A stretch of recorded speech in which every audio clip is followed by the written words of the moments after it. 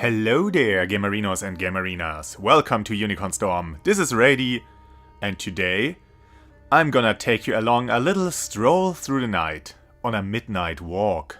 This is a mostly narrative experience, a walking simulator-ish, spooky, scary run and hide kinda game with a handful of really simple puzzles. And an impressive presentation and atmosphere as you find your way through the labyrinthian backstreet of an ever-changing town, cross a swamp full of crooked trees and plants, or a valley of hands reaching for the sun, accompanied by some really beautiful music.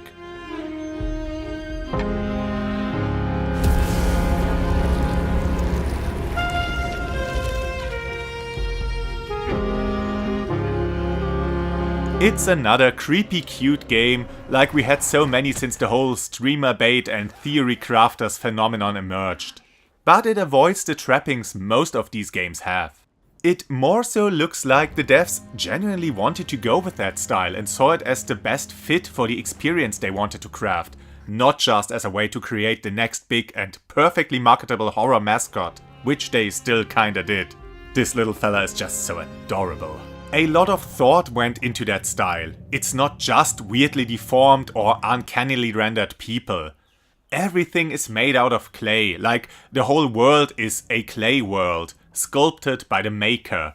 So of course everything is a bit crooked, with weird proportions and jagged edges.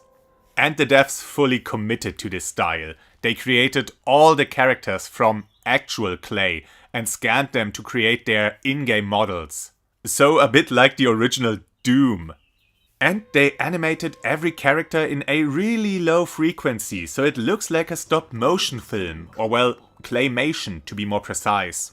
The obligatory comparison to Nightmare Before Christmas stands to reason, with the way the environments look and with the eerie characters, like this three-faced woman standing in the rain, the moonbird who feeds on stories, the tragic Maelle, or the Siamese soothsayers.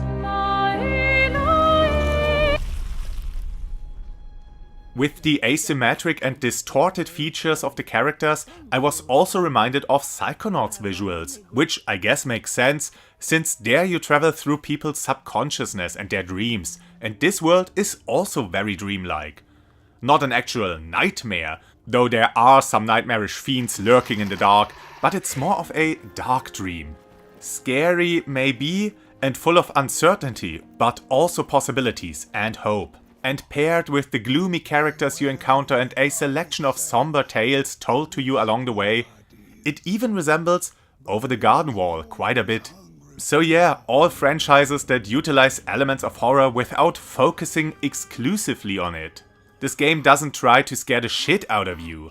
The horror is here, with some really disturbing enemy designs, to represent the hardships, the grief and the fear of the creatures you encounter in each chapter. Though the monsters are also actual inhabitants of this world, as we learn from pieces of lore we find throughout the journey. And it is here to give the story a bit more spice, because every story needs a bit of adversity, as we are told. It's a story without a little adversity. But in the end, this story is more so a journey towards accepting loss, coming to terms with hardships, overcoming grief. And whatever else you might draw from it. It's a bit expressionistic in that way and leaves a lot of room for interpretation. In this story, you are the burned one, like in Dark Souls, and you have to make your way along the midnight walk. But the player character isn't all that important. You just walk the walk, and talk to people every now and then, who lead you on a little side adventure. As the player, you of course solve all the problems in one way or another, but you have no real role in this story. That part goes to your sidekick, your little buddy here, your pot boy. He's the spark that carries the all-important flame, the light in the dark. You have to escort him all the way to and up Moon Mountain to reignite the sun that disappeared a long time ago and left the world in a never-ending night, covered in darkness. Which led people down sad and sorrowful paths in pursuit of hope-giving fire. And it's these tragic fates that you observe and experience on your journey. The game is structured as an anthology of dark fairy tales, all connected by your journey along the midnight walk. every now and then the way forward is blocked, or you are otherwise hindered from progressing further, and so you have to take a detour, where you come across those suffering from their past or their predecessors' mistakes. And it's there where you're told one of these fairy tales. Or well, often you're told two different yet connected tales simultaneously, one through your interactions and one through a narrator, piece by piece as you make your way through the chapter. The bodies of old, and they can no longer shield us from the terrors. You're not actually doing all that much though, you're mostly in for the ride. Here and there you have to hide from a monster, there's a few times where you have to solve a puzzle, like pulling some levers in the correct order, rotate an object in the right way or find a hidden object.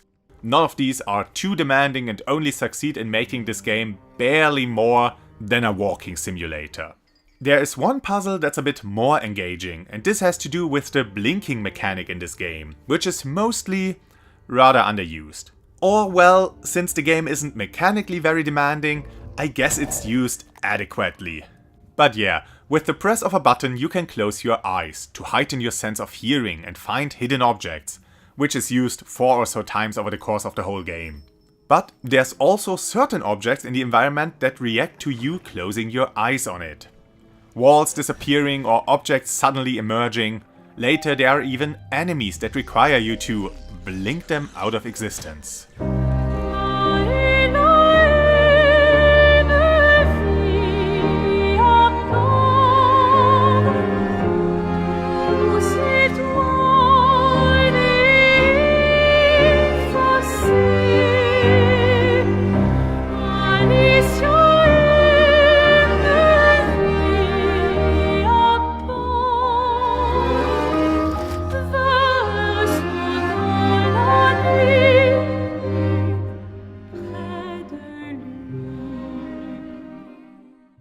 It's fun enough, but it could have been further utilized. This could have been the main puzzle mechanic, kinda like in Before Your Eyes. I mean, it kinda is, just a bit underdeveloped. Or well, gone before it truly reached its potential. And since this game is also playable in VR, they could have really gone out with the mechanic of observing or, well, not observing. Have SCP-like enemies that follow you only when you can't see them, or those that follow you whenever you look at them. Stuff like this.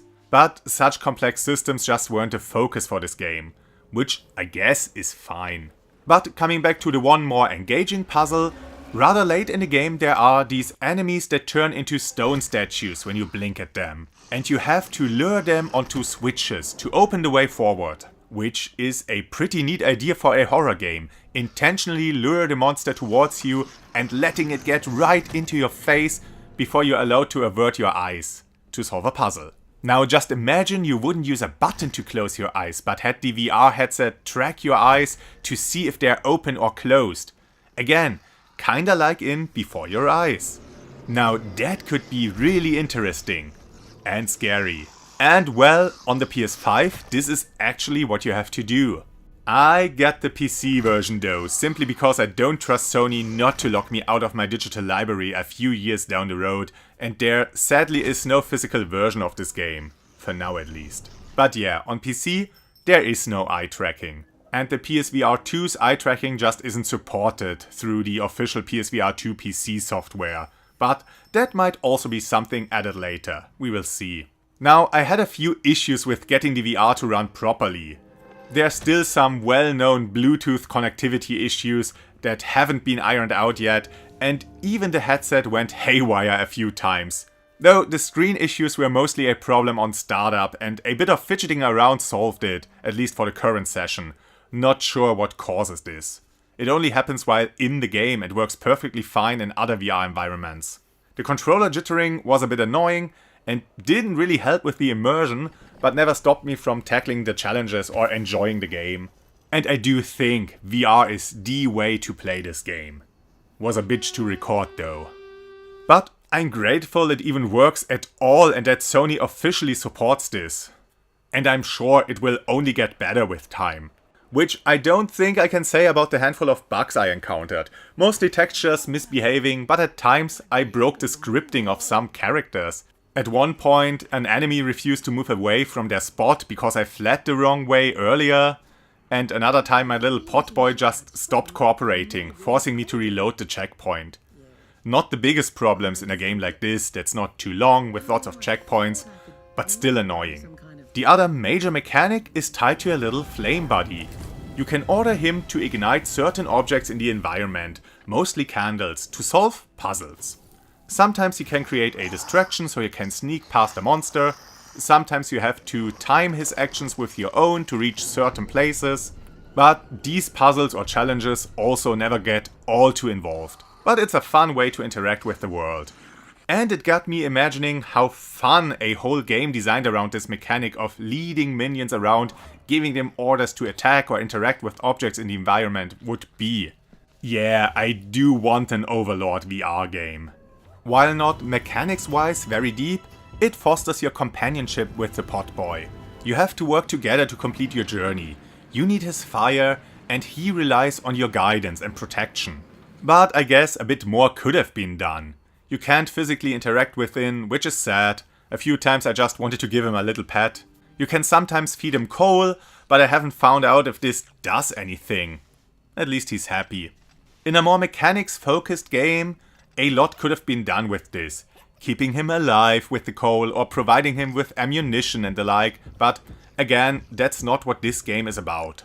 It's more about observing, not really exploring or interacting with these set pieces.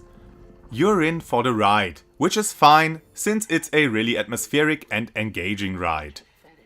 A not too scary little horror story with some great art design and certainly one thing or another you can take out of it that will make you think about it after the game is over.